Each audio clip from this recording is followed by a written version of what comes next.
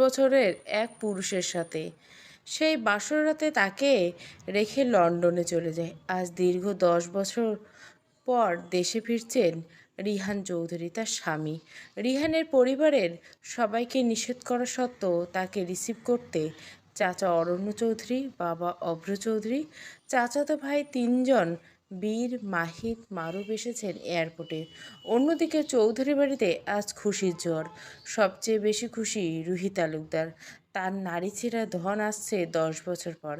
বিভিন্ন রকমের খাবার তৈরি করছে, খাবারের সব মশলাপাতি শিলনোড়ায় বাটাবাটি করছে তেজু। যেখানে এই পরিবারের ছেলের বউ হওয়া সত্ত্বে কাজের লোকের মতো কেটে যাচ্ছে দিনরাত। জীবনের 60টা বছর রাগীনভাবে কাটলো, তার পরের বছরগুলো ছিল তার জন্য নরক যন্ত্রণা। বিয়ে কি জিনিস সে জানতো না। বয়সটা ছিল পুতুল খেলা। সেই বয়সে ওয়াদা রক্ষার্থে তার থেকে গুনে গুনে 17 বছর বয়সের বড় এক পুরুষের সাথে বিয়ে হয়। এই অলক্ষী, এখনও তোর পেঁয়াজ বাটা হয়নি নাকি আমার ছেলে আসা পর্যন্ত অপেক্ষা করছিস? কবুদ্দর বল দিচ্ছি, তোর ওই উপাইয়া মুখ আমার ছেলেকে দেখাবি না। রুহির চোখ টকটকে লাল, ঠোঁট কাঁপছে বিরক্তিতে। তার কষ্ট কেউ বোঝে না। দেখব না বড় আম্মু, আমার হয়ে গেছে। তেজু কথাগুলো দাঁত চেপে বলছে। পেটে অসহ্য ব্যথায় চেহারা লাল হয়ে গেছে, যেটা কারো চোখে পড়ছে না। এই মাসে পিরিয়ড দেরি হয়, পেট ব্যথায় মরে যাচ্ছে।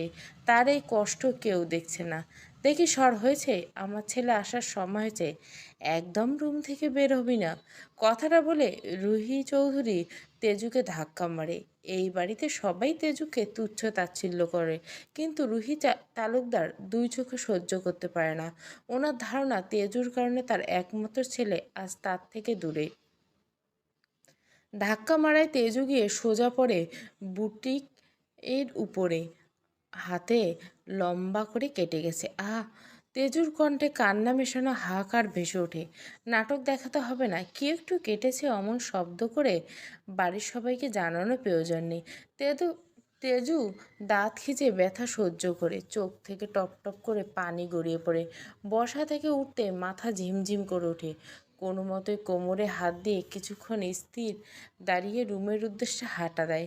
রুমে এসে বেডে শুয়ে পড়ে চোখ দিয়ে অঝরে পানি পড়ছে। বুকটা ধরপড় করছে। মনে হচ্ছে শ্বাস বন্ধ হয়ে আসছে। চোখ বন্ধ করে ভাবতে থেকে 14 বছর আগের ঘটনা অতীত। তোর কত বড় সাহস, আমার নোটবুকে হাত দিয়েছিস? আজ তোর হাত আমি কেটে ফেলবো। পিছন থেকে এমন চিৎকার শুনে ভয়ে কেঁপে ওঠে তেজু। হাত কাঁপতে কাঁপতে ধপ করে নোট থেকে পড়ে যায় নোট খাতাটা। ভাইয়া বিশ্বাস করো, আমি ইচ্ছে করে করিনি। এই যে এখনো ধুলো পড়েছিল, সেটা পরিষ্কার করছিলাম। তেজুর গলায় আতঙ্ক স্পষ্ট। মিথ্যেবাদী, একদম মিথ্যে বলবি না। চোর কোথাকার, নিশ্চয়ই এটা চুরি করার জন্য নিচ্ছিলি। আজ তোর এই হাত আমি রাখবো না। রিহানের কথায় দূরে পালাতে চায় তেজু। তার শরীর কাঁপছে ভয়ে। পালানোর আগে রিহান তার ঝুঁটি ধরে টান মারে। কোথায় যাচ্ছিস? আমার জিনিস চুরি করতে আসার আগে মনে ছিল না শাস্তির কথা? ভাইয়া আমি। তেজু কথা শেষ করতে পারে না, দেয় না রিহান। মুখ চেপে ধরে আর এক হাতে তেজুর ডান হাতটা দিয়ে দরজার ভিতর ঢুকিয়ে দরজা আস্তে করে বেঁধে দেয়। তেজুর মনে হয় ওর প্রাণটা বেরিয়ে যাচ্ছে, শ্বাস নিতে পারছে না। রিহানের হাতে কামড়ে দিয়ে নিজেকে ছাড়িয়ে নেয়। ও আল্লাহ, আম্মু তুমি কোথায়? তোমার পরি ব্যথায় মরে যাচ্ছে। আল্লাহ আল্লাহ। ফ্লোরে বসে কই মাছের মতো ধরপড় করছে তেজু। হাতে 4 আঙ্গুল লাল টকটকে হয়ে একটা লম্বা দাগ বসে পড়ছে। ব্যথায় কি করবে ভেবে পায় না, কেমন পাগলের মতো হামাগুড়ি দিতে থাকে সারারম। আম্মু! তেজুর এমন মরণ চিৎকারে কারো কানে যায় না। চারিদিকে নীরব, কেউ এগিয়ে আসে না। কান্নার মাঝে তেজু শুনতে পায় বাইরে থেকে ছোট মা বড় মার কান্নার শব্দ। কি হয়েছে বুঝতে পারে না। আস্তে ধীরে উঠে হাঁটা দেয়। পিছু পিছু যায় রিয়ান। তেজুর চোখ দিয়ে সমানে পানি গড়িয়ে পড়ে। বাবার মৃত্যুর আগে একটা কথা রাখবে আমার? ছেলের কথায় আমজাদ চৌধুরী কেঁদে দেয়। বুক কেঁপে ওঠে। বাবা হয়ে ছেলের লাশ কাঁধে নেওয়া যে, সেটা একমাত্র বাবারাই জানে। কি কথা রিক? আমাকে বলো, আমি রাখবো তোর কথা। আমার মেয়ে তেজু কই? বড় ভাই তো এখন নেই। তোমাকে বলছি, আমার মা মরা মেয়েটাকে দেখে রেখো। হয়তো একটু পর আমার সময়ও ঘনিয়ে আসবে। রিহানের সাথে আমার মেয়েটার বিয়ে দিয়ে দিও তুমি বাবা। ওয়াদা করো আমাকে। বাইরের পরিবেশে আমার মেয়ে মানিয়ে নিতে পারবে না। তোমরা সবাই ঘরের মানুষ, ও তোমাদের সাথে বাকি জীবনটা সুখে শান্তিতে কাটাক। ভাবি, দেবে তো তোমার ছেলেকে আমার মেয়ের হাতে? রুহি চৌধুরী কেঁদে উঠে, বুক ভেঙে যাচ্ছে। রিককে সে দেবর কম, ভাইয়ের চোখে বেশি দেখে। এইভাবে বলছিস কেন? আজকে দুজনকে কি কাজে ডেকে বিয়ে দিব? তোর মনের কুতকুত সব চলে যাবে। আমরা তেজুর খেয়াল রাখবো, তোর কিছু হবে না। ভাবির কথায় রিক শান্তির নিঃশ্বাস নেয়। তার মাঝে রুমে ঢুকে তেজু। বাবার চোখে পানি দেখে নিজের ব্যথা ভুলে যায়। বাবা, কি হয়েছে তোমার? কান্না করছো কেন? কিচ্ছু হয়নি, একটু পর যা হবে সব বাবার দিকে তাকে মেনে নিবি, একদম না করবি না। বিকেলবেলা কাজে ডেকে রিহান আর তেজুর বিয়ে হয়। রিহান বিয়ে করবি না বলে রুহি নিজের কসম দেয়। বাধ্যগত রিহানও বিয়ে করে নেয়, কিন্তু বিয়ের পরে সে মেনে নিতে পারে না। ছোট্ট তেজু লাল টুকটুকে শাড়ি পরিয়ে রিহানের রুমে রাখা হয়। রাত 2টো বাজে, রিহান আসে না। তার মাঝে রিহান মেসেজ দিয়ে বলে সে লন্ডনে চলে এসেছে সন্ধ্যার ফ্লাইটে। এই বিয়ে সে মানে না। সেই কথা শুনে রিক অবাক হয়ে যায়। তার মেয়ের কী হবে? সেই দিন রাতে রিক মারা যায়। 7 বছরের তেজু সেদিন জীবনের সবচাইতে অসহায় মুহূর্ত পাড়ি দেয়। একদিকে স্বামী চলে যায়, অন্যদিকে বাবা সারা জীবনের জন্য চলে যায়। এই থেকে সবার ধারণা পাল্টে যায়। মিষ্টি ভালোবাসার বদলে মিষ্টি যন্ত্রণা দিচ্ছে সবাই প্রতিনিয়ত। বর্তমান, বাবা আমি তেজুকে তালাক দেব। এই বিয়ে আমি কখনো মেনে নিতে পারবো না। তখনও পারিনি, এখনও পারবো না। যেহেতু বিয়েটা 3 কবুল পড়ে হয়েছে, তাই মুখে 3 তালাক বললেই হয়ে যাবে। রিহানের কথায় গাড়িতে থাকা সবাই অবাক চোখে তাকায়, কেউ শব্দ।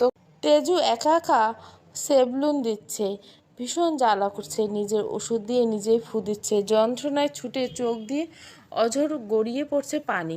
অনেক লম্বা হয়ে হাতের তালু কেটে গেছে। নিঃশব্দে কাশফিয়ে তালুকদার নাতনির রুমে ঢুকে, আমাকে দে দাদু ভাই, আমি করে দিচ্ছি। কিভাবে কাটলো?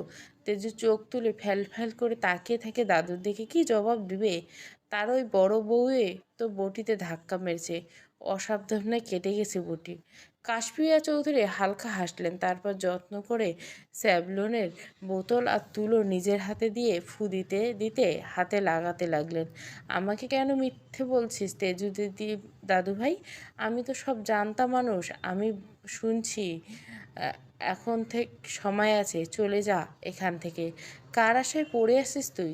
তেজু নির্লভ নির্জিত চোখে তাকিয়ে থেকে সেই কুঁচকে যাওয়া হাতের দিকে, যা এখন তাকে সামান্য আরাম দিচ্ছে। এখানে তো আমার সব স্মৃতি জড়িয়ে আছে, কিভাবে ফেলে যাব? এই জীবনটা আল্লাহর কাছে এইভাবে সঁপে দিলাম। এই পৃথিবীতে ভালো থাকবে এমন তো কথা নেই, কারো না কারো তো কষ্ট থাকতে হবে। সে না হয় আমি থাকলাম।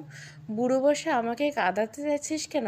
তোর এমন কঠিন কথা যে আমি সহ্য করতে পারছি না। দেখি শুয়ে পড়, আমি গরম পানি সেঁক দিচ্ছি। তেজু নিঃশব্দে শুয়ে পড়ে। কাশফিয়া তালুকদার যত্ন সহকারে পেটের মাঝে হট ব্যাগটা চেপে ধরে। তারপর নিচ থেকে চিৎকার শোনা যায়, দাদু আমাকে দাও। সে বোধহয় চলে এসেছে, আমি পারবো। তুমি গিয়ে দেখা করে এসো। কাশফিয়া চলে যায়। না গেলে এখন আবার রুহির হাজার কথা বলবে। নিচে এসে সিঁড়ির কাছে দাঁড়াতে দেখতে পান নিজের বংশের বড় নাতিকে। রিহান, কিভাবে পারলি এত বছর মাকে ছেড়ে বিদেশে থাকতে? আমাদের কথা কি একটুও মনে পড়ে নেই? পড়েছে মম, কিন্তু হেল্পলেস ছিলাম। ছেলের কণ্ঠে রুহির মনে শান্তির হাওয়া বয়ে যায়। কত বছর পর সামনাসামনি মম ডাকটা শুনল। রিহানের চেহারা দেখে বোঝা যায় আগের মতোই আছে, হয়তো একটু গম্ভীর হয়েছে। কথার ভেতর রাগও মিশেছে। দাদুভাই কেমন আছিস? কারো কাঁপা কাঁপা কথা শুনে রিহান সামনে তাকিয়ে দেখে দাদু। মাকে ছেড়ে দাদুকে জড়িয়ে ধরে আস্তে আস্তে সবার সাথে কুশল বিনিময় করে সোফায় বসে। বড় মা, তেজু কোথায়? বীরের মুখে তেজুর নামটা শুনে রিয়ান ভয়ঙ্কর চোখে তাকায়। তেজু নামটাকে সে ভীষণ রকমের ঘৃণা করে। কানের কাছে শুনলে মনে হয় কেউ গরম শিকা ঢুকিয়ে দিছে। রুহি বিরক্তর সাথে বলে, কাজ করার ভয়ে সেই যে রুমে গেছে আর আসেনি। আর কি করবে, সারা জীবন আমাদের ঘাড়ে এইভাবে চেপে যাবে। কাশফি বিস্ময় ভরা নয়নে তাকিয়ে থেকে, মানুষ এমন মিথ্যে কীভাবে বলে? রুহিকে না দেখলে বিশ্বাস করতোই না। সারাদিন মেয়েটাকে কেটে মেরে এখন বলছে কাজের ভয়ে রুমে শুয়েছে। তারও কিছু করার নেই, এই বাড়িতে তার কোনো কথাই আর চলে না। মম, আমার রুমটা কি আছে, নাকি আরেকটা রুমে থাকতে হবে? আমার ক্লান্ত লাগছে, রেস্ট করব। তোর রুম যেমন রেখে গেছিস তেমনই আছে, চল আমি দেখিয়ে দিচ্ছি। আমি নতুন না, এই বাড়ির প্রত্যেক কোণা আমার চেনা, দেখিয়ে দেওয়ার কোনো প্রয়োজন নেই। আর হ্যাঁ বাবা, সামনে নির্বাচন আছে, সব কিছুর প্রস্তুতি নাও। এইবার আমি দাঁড়াবো আমাদের পরিবার থেকে। সবাই অবাক চোখে রিয়ানের দিকে তাকিয়ে থাকে। কেমন গম্ভীর, রাগী, কিটকিটে মেজাজি হয়ে গেছে সে। কথার মাঝে রাগ স্পষ্ট। রিয়ান কথাটা বলে 1 সেকেন্ডও দাঁড়ায় না, গটগট পায়ে হেঁটে উপরেও চলে যায়। রুমে ঢুকে একটা লম্বা নিঃশ্বাস নেয়। সব কিছু আগের মতোই, যেন কেউ যত্ন সহকারে গুছিয়ে রেখেছে। একটা জিনিস এদিক সেদিক হয়নি। সুটকেস থেকে একটি শার্ট আর টি শার্ট নিয়ে ওয়াশরুমে চলে যায়। ফ্রেশ হয়ে রিহান টান টান হয়ে শুয়ে পড়ে। ভাবতে থাকে নির্বাচনে বিজয় লাভ কীভাবে করবে। তাদের রক্তে মিশে আছে রাজনীতি, তাই জিততে খুব কষ্ট হবে না। চোখ বন্ধ করে শুয়ে পড়ে, ক্লান্ত লাগছে। রাত 10টা। রিহান একটু আগে ঘুম থেকে উঠেছে, ফ্রেশ হয়ে দরজা খুলে নিচে যাওয়ার উদ্দেশ্যে হাঁটছে। পথের মাঝে দেখতে পায় ছাদের দরজা খোলা। কৌতূহলভাবে এগিয়ে যায়। যতই এগিয়েছে ততই গুনগুন একটা শব্দ কানে ভেসে আসছে। ছাদের দরজা ফেরাতে স্পষ্ট হয়ে কেউ ছাদের রেলিংয়ে বসে আকাশের দিকে তাকিয়ে করুণ গলায় গান গেছে। কে তুমি, এত রাতে ছাদে কি করছো? পেছন থেকে কোনো পুরুষের কণ্ঠ শুনে তেজু ভয় পেয়ে যায়। বুক ধড়ফড় করছে, সামান্য হলে পড়ে যেত। এই কণ্ঠস্বর তার অচেনা বাড়ির কারণে। আস্তে আস্তে রেলিং থেকে নেমে পেছন ফিরে তাকায়। পরনে ট্রাউজার, সাথে কালো টি শার্ট, মাথায় ঝাঁকড়া চুল, শ্যামবর্ণ গায়ের রং। সকালের শিশির ভেজা মসৃণ পানির মতো চোখ দুটো তার দিকে তাক করে আছে। ঠোঁটের পাশে কালো কুচকুচে তিলটা দেখে তেজু চিনে ফেলে, এটা রিয়ান ভাইয়া। কী করবে ভেবে পায় না। কি হলো, জবাব দিচ্ছ না কেন? কে তুমি, এখানে কি করছো? তেজু, আমি এইবারে মেয়ে। ঠাস, ধপ করে পড়ে যায় তেজু, কান দিয়ে যেন গরম ধোঁয়া বের করে। কাটা হাত ছাদের মেঝেতে ঘষা খেতে রক্ত পড়া শুরু করলো। তাকে মারলো কেন? কিছু বুঝলো না। স্টুপিড ইডিয়েট গাল, এরপর থেকে কোনোদিন আমার সামনে আসবে না। এই নামটা তো জীবনে আমার সামনে উচ্চারণ করবে না। কথা শেষ করে রিহান চলে যায়। পরে একলা তেজু গালে 5 আঙ্গুলের দাগ টের পায়। রক্ত ঝরা হাতের দিকে তাকিয়ে তাচ্ছিল্য সুরে বলে, তোকে সবাই আঘাত দিতে দিতে ভেঙে দিবে, কেউ যত্ন সহকারে তোকে গড়ে তুলবে না।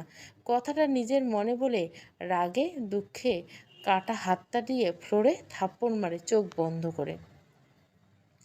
তেজু একলা রুমে বসে আছে, সবাই নিচে খাচ্ছে। তাকে যেতে নিষেধ করছে বড় মা, কারণ একটাও তার মতো অলক্ষীকে দেখলে তার সোনা ছেলে রেগে যাবে। পেটের ক্ষুধার যন্ত্রণা বালি চেপে ধরেছে।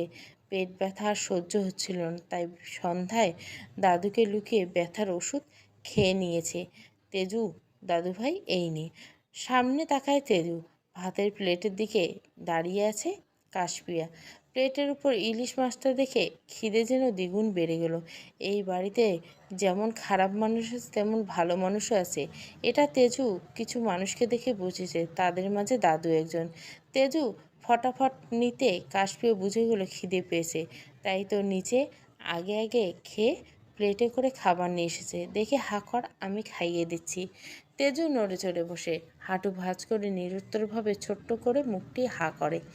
কাশপিয়া ছোট ছোট লোকমা দিয়ে খাওয়াচ্ছে তেজুকে। তেজু নিঃশব্দে খেয়ে যায়। হঠাৎ খট করে দরজা খুলে যায়। পিছন ফিরে তাকায়, দেখে বীর দাঁড়িয়ে আছে। তেজুর আরেকজন খেয়াল রাখার মানুষ, যদিও সেটা মুখে বলে না, আচরণে বোঝা যায়। তেজু বুঝে। তেজু রানী, আজকে নিতে খেতে যাসনি কেন? মাথা নিচু করে ফেলে তেজু, যার ফলে খাড়া চুলগুলো এসে পরে কপালে। কোনো জবাব দিতে পারে না। বীর এগিয়ে এসে পাশে বসে জীবনে প্রথমবারের মতো তেজুকে স্পর্শ করে। খাড়া চুলগুলো কপাল থেকে সরিয়ে কানে গুঁজে দেয়। থমকে যায় তেজুর মস্তিষ্ক। নির্লভ চোখে তাকিয়ে থাকে, মুখে কোনো ভাষা নেই, যেন পাথরের মতো অনুভূতিহীন। কলেজে ভর্তি হবি না? কলেজের কথা শুনে বুকের ভেতরটা ছেদ করে ওঠে। এসএসসিতে তো গোল্ডেন এসেছে, তাও কেউ তাকে নিয়ে তেমন আগ্রহ নেই। বড় মাকে ভর্তির কথা বলে তার এক কথা, পড়াশুনো করে কি করবি? সেই তো জামাইয়ের বাড়ি গিয়ে হাঁড়ি পাতিল পরিষ্কার করবি। এই কথা শুনে কিছু বলতে গেলে বড় মায়ের ভয়ঙ্কর দৃষ্টি দেখে মুখের কথা গিলে নেয়। মনে মনে ভেবেছিল বড় বাবা আর ছোট বাবাকে বলবে, কিন্তু তারাও তো সবসময় রেগে থাকে তার উপর। হয়তো শরীরে হাত তোলে না, কিন্তু কথার ধরন বোঝা যায় ঘৃণা। কি হলো? কি ভাবছিস? কালকে যাবি আমার সাথে? এটাই লাস্ট কথা। তেজু কল্পনা থেকে বেরিয়ে এসে বীরের ধমকে টইটুম্বুর চোখে তাকায়, মিষ্টি করে নাক টেনে হাত কোলের উপর রেখে বলে, যাবো ভাইয়া, কিন্তু বড় মা যদি রেগে যায়? রাখবে না, আমি আছি তো। এমনিতে বড় বাবাকে আমি বলেছি, উনি বলে দিয়েছেন ভর্তি করতে। সত্যি? তেজু আত্মহারা হয়ে বলে ওঠে, কখনো ভাবতে পারিনি কলেজে দেখা সে পাবে। স্কুল তো বছরে এক মাসও ভালো করে যায়নি। সকালে বাসার সব কাজ করতে হতো, তাই দেরি হয়ে যেত। বীর ভাই দুইজন শিক্ষিকা রেখেছিল, তাদের পড়া খুব সহজে বুঝে নিত, তাই এই রেজাল্ট। বীর নিষ্পলক চোখে তাকিয়ে থাকে। এই মুখে কি আছে সে জানে না, শুধু চায় এই মেয়েটা একটু সুখে থাকুক, শান্তিতে থাকুক। 3 বছর বয়সে মা মারা যায়, 7 বছর বয়সে বাবা। আর সেই থেকে সব কিছু থেকেও এতিমের মতো বড় হয়েছে। ভালোবাসা জিনিসটা কখনো উপলব্ধি করার সুযোগ পায়নি। এখন যে খুশির ঝলক দেখ চোখে মুখে, হয়তো পরে সেটা কথায় সেটা মুছে যাবে। কালকে কলেজ ভর্তি হওয়ার সাথে সাথে হোস্টেলে রেখে আসবে, আমি সব ব্যবস্থা করে রাখছি। এইখানে থাকলে তুই পড়াশুনো করতে পারবি না, সব ক্লাস মিস হয়ে যাবে, তাই এই ব্যবস্থা। চোখ বড় বড় করে তাকায় তেজু, মুখ অন্ধকার ঢেকে যায়, কোমর হেলিয়ে পেছনে সরে যায়, অসহায় চোখে দাদুর দিকে তাকায়। কাশফিয়া চৌধুরী নীরব, তার মুখ দেখে বোঝা যায় এই সিদ্ধান্তে উনি রাজি। 2 হাত দেখে তেজু ফুপিয়ে কেঁদে ওঠে। চমকে ওঠে বীর আর কাশপিয়া। ভাতের প্লেট রেখে তড়িঘড়ি করে নাতনিকে ধরে কাশপিয়া, দাদুমণি তুই এমন করছিস কেন? কি আছে এই বাড়িতে? কেন থেকে যেতে চাইছিস এই নরক যন্ত্রণায়? কার মায়ে পড়েছিস? তেজুর কান্না থেমে যায়। দাদুর হাত ধরে এগিয়ে যায় বারান্দায়, পিছু পিছু বীরও যায়। তেজু হাত মুঠো করে বাগানের পিছনে তাক করে, সেখানে ছোট্ট একটা বাতি জ্বলছে, যার নিচে হাজারো কবর। এই যে তাদের মায়ে, থাকতে পারবো না তো তাদের না দেখে। তোমরা হয়তো ওইখানে মাটির উঁচু করা 2টো কবর দেখো, কিন্তু আমি দেখি আমার ভালোবাসার মানুষ 2টাকে। ওইখানে আছে আমার স্নেহের মানুষ 2জন, যারা আমাকে হাঁটতে শিখেছে, প্রথম কথা বলতে শিখেছে, প্রথমবারের মতো কপালে চুমু খেয়েছে। তোমরাই বলো, আমি ওদের না দেখে কিভাবে থাকবো? যখন ওই দিকে তাকাই মনে হয় তারা আমার দিকে মায়া ভরা চোখে তাকিয়েছে। তাদের এই মায়া ছেড়ে কীভাবে থাকবো আমি? দয়া করে আমাকে এখান থেকে যেতে বলবে না বীর ভাইয়া। কথাগুলো বলতে বলতে তেজু বসে পড়ে বারান্দায়। তার কষ্ট কেউ কেন দেখে না? ছোট্ট বাচ্চাদের মতো কান্না করছে তেজু। কাশপিয়ার চোখ দিয়ে অঝরে পানি গড়িয়ে পড়ছে, আর সে বুঝতে পারলো কেন তেজু রুমে কম বারান্দায় বেশি থাকে। মাঝে মাঝে সকালে ডাকতে গেলে দেখে ঠান্ডা ফ্লোরে শুয়ে আছে, কিছু বললে তার জবাব সকালে বাতাস খেতে খেতে ঘুমিয়ে গেছে। সকাল 9টা। তেজু হলুদ কালারের একটা 3 পিস পরে নিই, আর তার উপর সুন্দর করে হিজাব করে। হালকা পিঙ্ক কালারের জুতো, ডাগর ডাগর আঁখিতে কাজল চোখ, ঠোঁটে একটু হালকা লিপস্টিক দেয়, ব্যাস রেডি হয়ে। মনে খুশির জোয়ারে বয়ে যাচ্ছে। কালকে বীর ভাইয়া বলছে হোস্টেলে দিয়ে আসবে না, এমনি ভর্তি করবে। শর্ত একটাই, নিয়মিত ক্লাস করতে হবে। তেজু কিছু না ভেবে রাজি হয়ে যায়। রেডি হয়ে বারান্দায় গিয়ে তাকায় দূরে মা বাবার কবরের দিকে। আমি যাচ্ছি আব্বু আম্মু, দোয়া করো, আমি জানি তোমরা আমাকে দেখছো। রুম থেকে বেরিয়ে দাদুর রুমে গিয়ে সালাম করে নেই। নিচে আসতে দেখতে পায় কেউ নেই, যে যার কাজে চলে গেছে। বীর ভাইয়ের কথা মতো বাড়ি থেকে বেরিয়ে দেখতে পায় হেলান দিয়ে মোবাইল টিপছে বীর ভাই, শরীরে স্যুট বুট পরে আছে। তেজু চোখ নিচু করে হালকা সরে বলে, ভাইয়া চলুন। কারো চিকন কণ্ঠস্বর শুনে বীর সামনে তাকায়, দৃষ্টি স্থির হয়।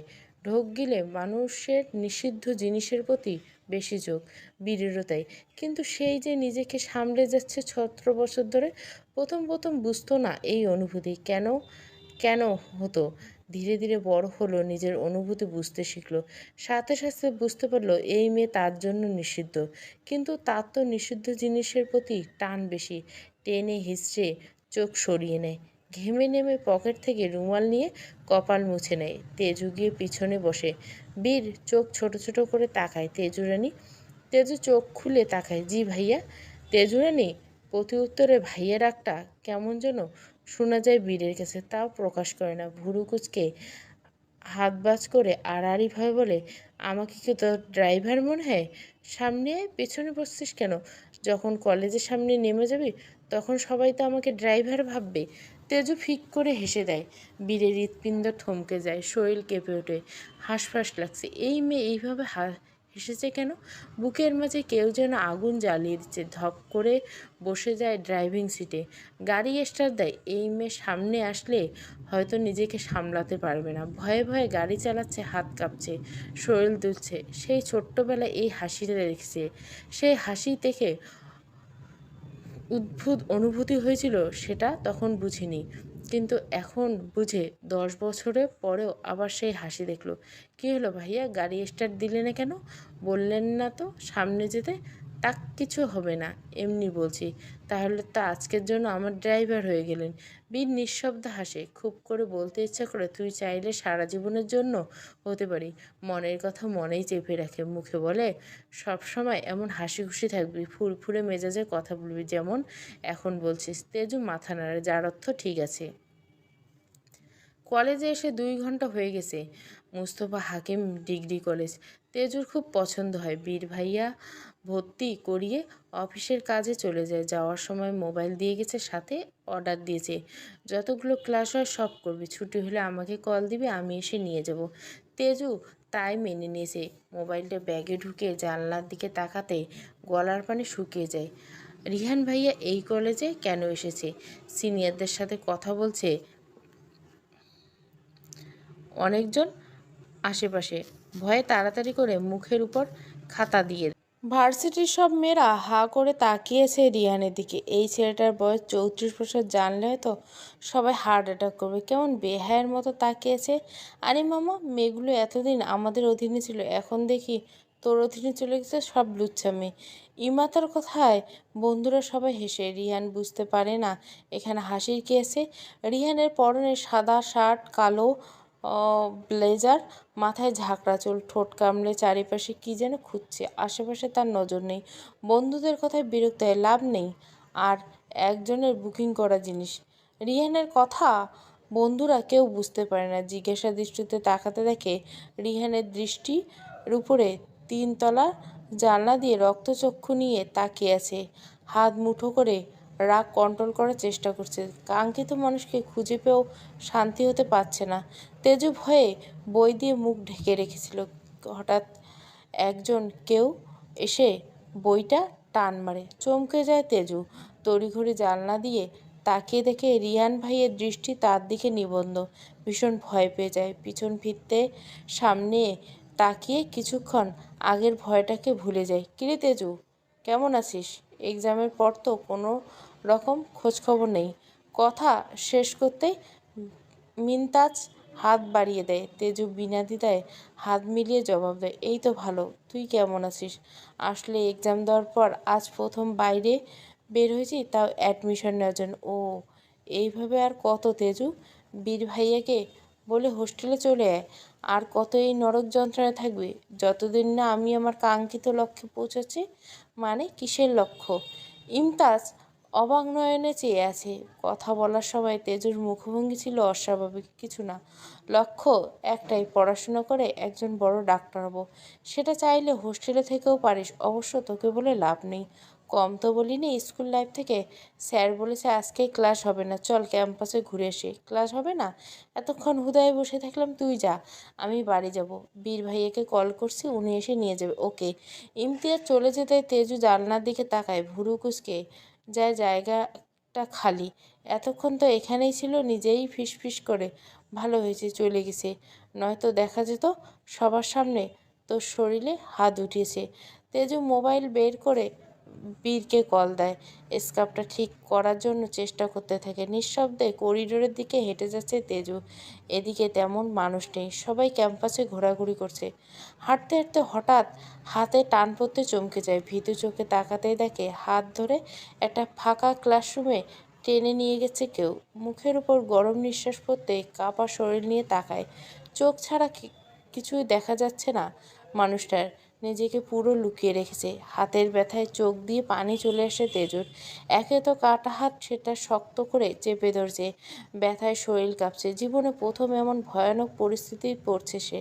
চোখের পানি বন্যায় বয়ে যাচ্ছে। কাঁপা কণ্ঠে বলে ওঠে, কে আপনি? এমন করছেন কে? কথা শেষ করতে পারে না, তার আগে ঠোঁট দুটো চিমটি দেওয়ার মতো চেপে ধরে দুই আঙ্গুল দিয়ে। ব্যথায় প্রাণ বের হয়ে যাওয়ার জোগাড়। ঠোঁট সেনসিটিভ জিনিস, সেটাকেই চেপে ধরছে। তেজুর মুখ জ্বলছে। কোনো কথা বলবে না। আজ এই ঠোঁট আমি রাখবো না। যেই ঠোঁট দিয়ে অন্য পুরুষের সাথে কথা বলিস আর এই হাত দিয়ে হ্যান্ডশেক করেছিলি, তাই না? আজকে এই হাত আমি রাখবো না। এমন ভয়ঙ্কর কথায় তেজুর অন্তরাত্মা কেঁপে ওঠে। দাঁতে দাঁত চেপে লোকটা গম্ভীর স্বরে বলে, তেজু কিছু বুঝে ওঠার আগে নিজের শরীর দিয়ে তেজুর শরীরটাকে চেপে ধরে দেওয়ালের সাথে। এক হাত দিয়ে ঢেকে দেয় মুখোশ খুলে, ঠোঁটের উপর ঠোঁট চেপে ধরে। চোখ বন্ধ করে তেজু কিছুই বুঝতে পারে না। সেকেন্ডের মধ্যে চিৎকার দিতে চাইলে পারে না। একের পর এক কামড় দিচ্ছে তেজুর ঠোঁটে। রক্ত পড়ছে। যন্ত্রণায় কাতরাচ্ছে তেজু। নড়াচড়ার সুযোগ রাখেনি। একে তো ঠোঁটের যন্ত্রণা, আবার হাত দেওয়ালের সাথে ঘুষে ধরার কারণে ব্যথায় মরার উপক্রম। এক সময় যন্ত্রণা সহ্য করতে না পারে নিজের শক্তি সব ছেড়ে দেয়। হাঁটু গেড়ে বসতে চাইলেও পারে না। প্রায় 5 মিনিট পর ছেড়ে দেয় লোকটা। নিবিড় চোখের সামনে তাকালে সব ঝাপসা লাগে। আশা করি আমার এই মিষ্টি শাস্তির কথা সারা জীবন মনে থাকবে। তোমার ঠোঁটের কসম, নেক্সট টাইম থেকে কোনো ছেলের সাথে এই ঠোঁট দিয়ে কথা বললে এই ঠোঁট কেটে বক্সে ভরে রাখবো। একদম last and first warning, mind it. নিজের কথা শেষ করে শব্দের মতো দ্রুত বেগে চলে যায়। দেওয়াল ঘেঁষে বসে রয় তেজু। ঠোঁটের হাত দিয়ে দেখে রক্ত। স্কার্ফে রক্তে ফোটা গেছে। মানুষটার রক্তচোষা নাকি বুঝতে পারে না। দুর্বল লাগছে, ওঠার শক্তি পায় না। মনের মাঝে অজানা চিন্তা। হাতের দিকে আর চোখে তাকায়। সাদা ব্যান্ডেজে রক্তে ভরে গেছে। জোর করে সকালে বীর ভাইয়ে বেঁধেছিল, এখন সেটা টইটুম্বুর রক্তে। আস্তে আস্তে উঠে ওয়াশরুমে যায়। মানুষটাকে নিয়ে মনে কৌতূহল জাগে, কে এটা? ওয়াশরুমে এসে স্কার্ফের রক্ত মুছে হাতের ব্যান্ডেজ ফেলে হাত ধুয়ে পরিষ্কার হয়ে ক্যাম্পাসে ফিরে একবার চারিদিকে তাকায়। কলেজের গেটের সামনে দাঁড়ায়। কিছু মিনিটের মধ্যে বীর আসে। তেজু কোনো রকম বাক্য বিনিময় না করে গাড়িতে উঠে বসে। নিজের এই জীবনে এই ভীষণ ক্লান্ত। আত্মহত্যা পাপ না হলে অনেক আগেই করে ফেলতো এই পাপটা। তেজু রানী, কী হয়েছে? এমন চুপচাপ, মুখ কালো কেন? ঝামেলা হয়েছে কারোর সাথে? গাড়ি চালাতে চালাতে বীর বলে। তেজু বাইরে নির্লিপ্ত চোখে তাকিয়েছে। চোখ মুছে নিচু স্বরে জবাব দেয়, কিচ্ছু হয়নি ভাইয়া, এমনি মন খারাপ। সেকেন্ডের মধ্যে বীর গাড়ি থামিয়ে পিছনে ছেড়ে তাকায়। তেজু রানী, কান্না করছিস কেন? কিছু হয়েছে? কই ভাইয়া, আমি ঠিক আছি, কান্না করছি না। আমি তোর ভয়েস শুনে বুঝে গেছি, তাই প্লিজ মিথ্যে বলিস না। এই কি, ঠোঁটে এমন ফুলে গেছে কেন? ব্যথা পেয়েছিস কোথায়? বুক ধক করে উঠে তেজুর। এখন কি জবাব দিবে ভাবতে ভাবতে আমতা করে বলে ওঠে, ওয়াশরুমে পড়ে গেছিলাম ভাইয়া, প্লিজ তাড়াতাড়ি বাসায় চলুন, ভালো লাগছে না। বীর গাড়ি স্পিডে চালিয়ে 30 মিনিটের রাস্তা 15 মিনিট শেষ করে। কানে বারবার বাজছে তেজু সেই কথাটা, বাসায় চলুন, ভালো লাগছে না। তেজুকে পৌঁছে দিয়ে বীর আবার অফিসে যায়। ঘরে ঢুকতে সামনে পড়ে বড় মা, যেন তেজু আসার অপেক্ষা ছিল। হারামজাদি, শুধু কি আমাদের ঘাড়ের উপর বসে খেলে হবে? একটু কাজও তো করতে পারিস। সকালে এটো হাঁড়ি পাতিল থালা বাসন কার জন্য ফেলে রেখেছিস? পড়াশোনার নামে কলেজে ব্যাটাল পাগল করতে যাচ্ছিস? আমার সাথে একদম পড়ালেখা মারাবি না। সব কাজ শেষ করে যেতে পারলে যাবি, না হয় পা কেটে রেখে দেবো। 5 মিনিটের মধ্যে সব পরিষ্কার করবি, নয়তো পিঠের ছাল আজ আমি ছিঁড়ে নেব। নিজেকে খুব অসহায় লাগে তেজুর, অনেক বেশি ক্লান্ত। ভেবেছিল একটু শুয়ে থাকবে, সেই সুখ কি তার কপালে আছে? ব্যাগটা সোফায় রেখে কিচেনের দিকে হাঁটা দেয়। শরীর চলছে না, গরম গরম লাগছে, জ্বর আসছে বোধহয়। হেলে দুলে কিচেনে এসে দেখে থালা পাতিল, অন্যদিকে হাঁড়ি পাতিল। একবার কাটা হাতের দিকে তাকায়, আর একবার এগুলোর দিকে তাকায়, ফুপিয়ে কেঁদে ওঠে। আল্লাহ যেন ওর মতো ভাগ্য কাউকে না দেয়। কীভাবে এগুলো পরিষ্কার করবে?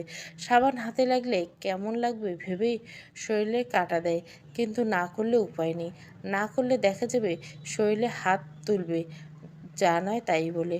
পেটে খিদেও পেয়েছে। তালা মারা ফ্রিজটার দিকে তাকাতে চোখ দিয়ে টুপ টুপ করে জল গড়িয়ে পড়ছে। এই কাজটা প্রতিবার বড় মা করতো। তেজু যেদিন স্কুলে যেত সেদিন সব খাবার ফ্রিজে তুলে তালা মেরে রাখতো, সব খাবার শেষ হলে খুলে দিত।